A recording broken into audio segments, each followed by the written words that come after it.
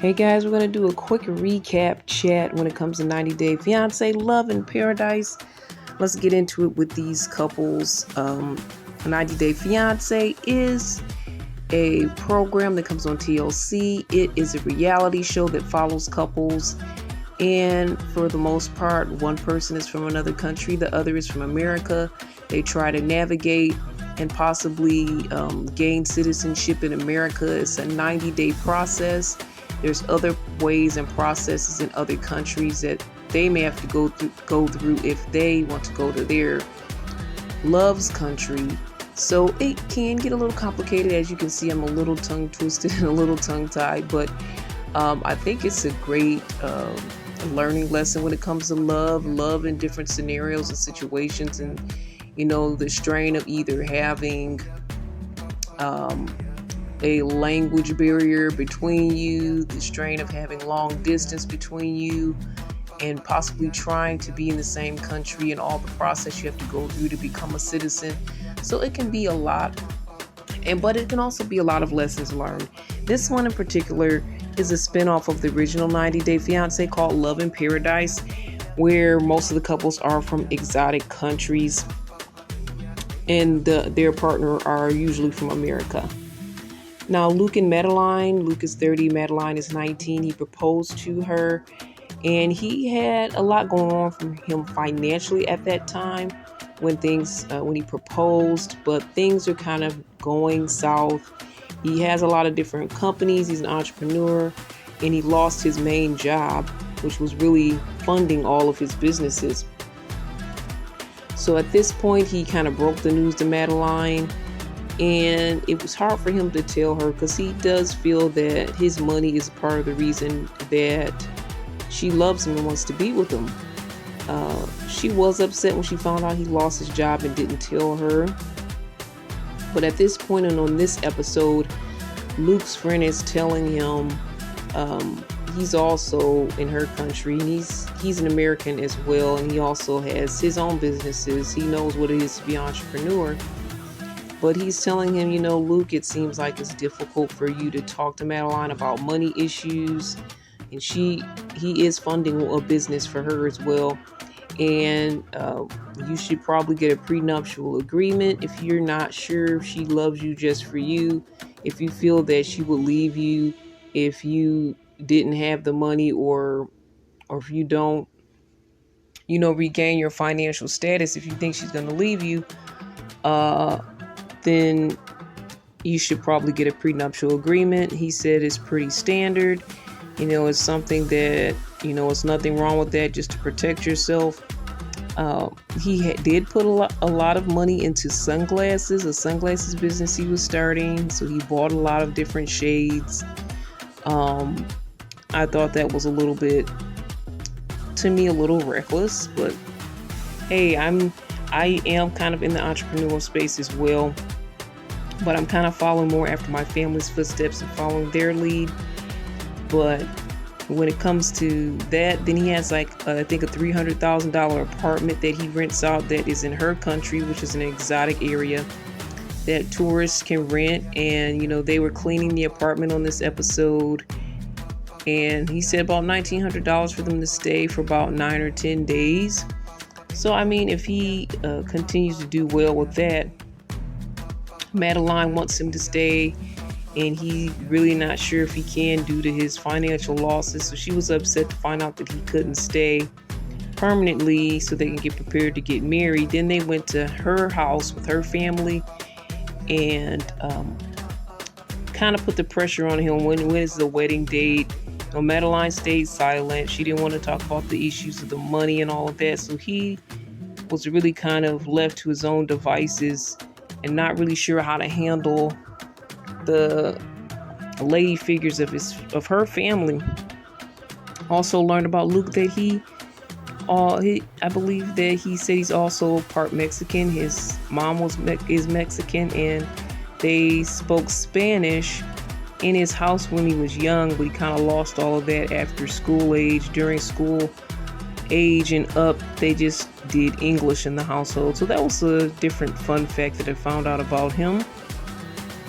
But he kind of feels like Madeline set him up as they went to visit the family members, and they're now questioning him about when are they going to get married, when is the wedding date. And so the pressure is on for Luke in this situation. What, in my opinion, it could be very difficult, especially from the man's side, and he was the one and continues to be the one to hold up financially everything. I feel like he should really just be upfront. He's trying to follow her wishes, and he's probably also trying to not look like a deadbeat, and hopefully that they wouldn't just disinherit him just because he lost his job. I do think he makes questionable decisions, and he does need to work on that. He still has some assets that hopefully he's able to keep up. But I think he really should just be honest. At the end of the day, we all know people go through financial troubles unless it's something that he's constantly going through and he's always having ups and downs and they know about it. I think that he should be able to just be upfront with them. And I think Madeline should kind of give him some more time. But I understand not being a blushing bride, but being in a position where I thought I was going to get married and being engaged and trying to rush everything because I'm so excited. And it's not always a good idea to rush everything. These are the times when your partner is going through and things are low. These are the times you get to figure out, okay, can we handle this before the wedding day? Because that's going to tell a lot about what you do after and what your life is going to be like for the rest of your life. So it's not great, Madeline, for you to rush things. She's very young as well, but Luke should be able to be honest as well as, consider that he does need to work on some things and work on his decision making. So that's my thoughts on Luke and Madeline. Anika and Kyle.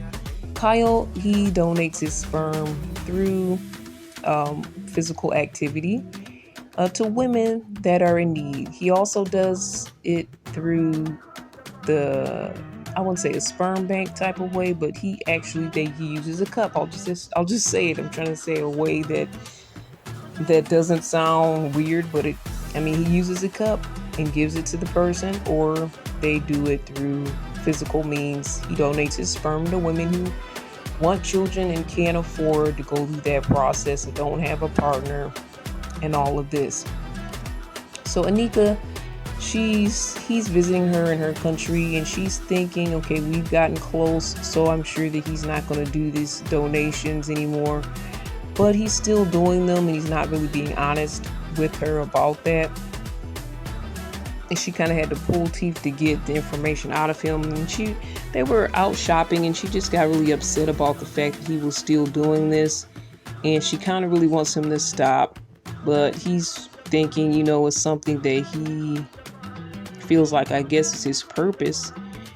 And I think she asked him, is he the hero of all of these women, just giving all these women babies? And honestly, it does sound very suspect, because if he was just using the cup, then I could say, okay, he's really trying to help people. But because he's also doing it through physical means, and I'm sure he can pick and choose which one he wants to do. The ladies can pick and choose which one they want to do, of course. But if you're going to do that and live that kind of lifestyle, and he said he's been single really most of his journey doing this, maybe he needs to stay that way, because you can't put all of those feelings. Like when you have sexual relations with someone, feelings automatically develop, especially if you connect with this person and say, I'm going to help you. They probably see you as a savior. There's some level of feelings that may come forth. And then you also have a relationship that you're supposed to be giving all of yourself to, but you also have to give part of yourself to these other women that you're trying to help. It's very confusing and it's a lot. The guy seems somewhat a little strange to me, to be honest. I feel like there's some level of nobility as far as him trying to help people, but there's some level of maybe skeeviness. I don't know if that's the word, or maybe a little perversion there in some way, just because, these women do consent, but it's like, you're just sleeping around with a bunch of women. I know you're supposedly helping them. He lives a lifestyle where he doesn't eat the wrong things. He takes vitamins all the time. Certain things he has to do. His lifestyle is set up to be the perfect donor. Yet and still, it's very questionable. And I don't know if I was Anika, if I could be that woman in his life. I really think he probably doesn't need a woman in his life at this time because he has many, and I think he has like 70 plus kids all around the world that he helped create. All right, we're gonna go to the next the next couple with Sean and Aaliyah. Aaliyah used to be Robert, and Sean and Robert were in a relationship and still are in a relationship, but Robert now feels that their feminine side needs to come out and take over, and that feminine side is Aaliyah, and now Robert wants to be called she and her, and basically is wearing women's clothing, probably has wigs, weaves, and just long hair in general. I think they grew their hair out, but maybe also is using wigs and weaves. But Aaliyah wants to be called she and her at this point, and Sean's not sure if he's up for that. He wanted to be with Robert, and he's trying to get used to the fact of Aaliyah. They kind of had a disagreement about it. It didn't go extremely far, but Aaliyah said, I have to be true to myself, so I'm going to let Sean know that Robert is gone and Aaliyah has taken over. So they have like some type of ceremony where Aaliyah puts Robert to rest with a few of her friends. They burn a picture of Robert, and they kind of Aaliyah shares memories of Robert, of who they feel they used to be and they are no longer. And so both of them at this point have to kind of give up Robert, and I think Sean is definitely having a harder time with it.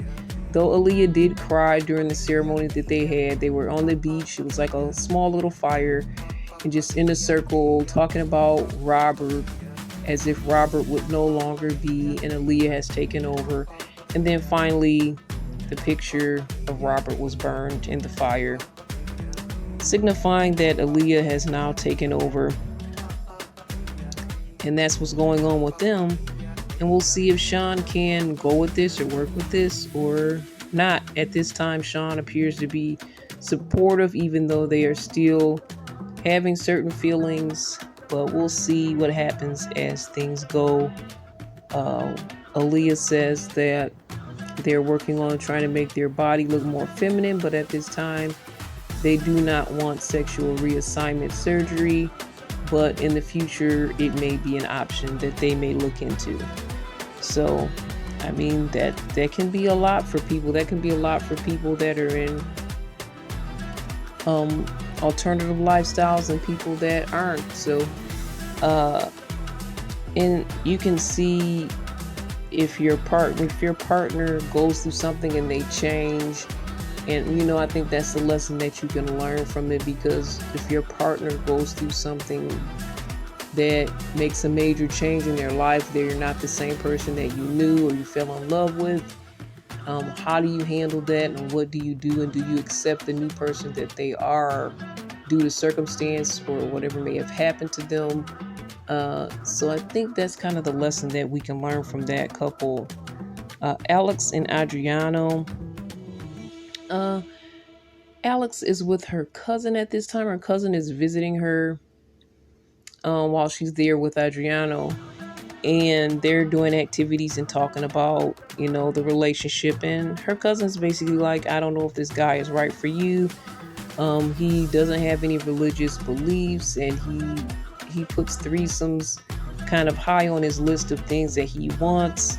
And if you guys aren't on the same page when it comes to family, when it comes to the fact, okay, they will probably have interracial children, because Alex is African American and Adriano, I believe, is Italian. I'm not sure of his full racial background, but that was an issue for them. So her cousin has her questioning what's gonna happen and are they the right couple for each other. And Alex is only 30, but she's feeling, left behind. All of her friends are having families, and she just thought by this point, before 30, she was gonna have a family. So her cousin's saying, you might have to let go of the wrong person so the right person can come, something like that. So if you're not in a good relationship, but you're just holding on to hopefully have this family that you always wanted, then that's not going to work out at the end of the day. I can relate to her because I'm not married and I'm past 30, very much past 30. And I understand the prospect of everybody else is on this new journey of life and you haven't gotten there. But she's really young and I do feel like she has more time. But I understand where she's coming from. And we sometimes fall in love with the idea of love and marriage and family versus falling in love with the person that we're with. And I think that's probably most important of all. We have to really love that person. And sometimes we have to let go of that idea of what we want and falling in love with that idea and see, okay, is this person the right person? Are they what I imagined or dreamed it would be? Do I have to make allowances for them? Of course we may have to. Do I have to make compromises for them? And really at the end, are they worth it? So you can't just get anyone to start a family with that's semi-compatible. You have to have a lot of compatibility elements and really love that person versus loving the idea of being married. Because a lot of times, I feel like I even thought this way, is that, as long as we get along, basically, we can be married and have a family. But I think it has to go deeper than that. But you definitely have to be compatible on wanting the same things, because you guys can both want each other, but there might be things in life that you don't want, that are different, that are opposite. And you kind of have to weigh all of those different things. And at the end of the day, I feel like you really have to love that person, or the marriage isn't going to continue. The marriage isn't going to last just for the idea of marriage. You have to have more for that, and you have to have a deeper connection. And you definitely want to start a family with someone that you really care about. You're not going to easily let them go. But I have heard of a lot of relationships where, I won't say a lot, but especially back in the day, where people just stay married because they have kids and they don't want to mess up the family dynamic. And at the end of the day, I don't think that's really healthy, because cheating goes on, people going out in the marriage, people unhappy with their marriage and relationship. And there's also the problem of us putting too much stock into the relationship and the marriage and the person, and not having a strong foundation of who we are, and loving ourselves first in their relationship, because I think you have to do that before you can love someone else. So yeah, it can get really deep. This show can get really deep.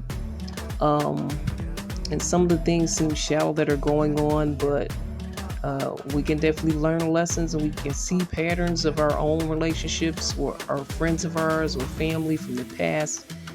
So that's it for Love in Paradise. As we continue to cover this show, give our little recap chats, our thoughts, my thoughts, and I'd love to hear your thoughts. Or if you'd like to connect, you guys can always email me anytime at cbiztv@yahoo.com. That's cbiztv@yahoo.com. All the best. This is Irene. God bless.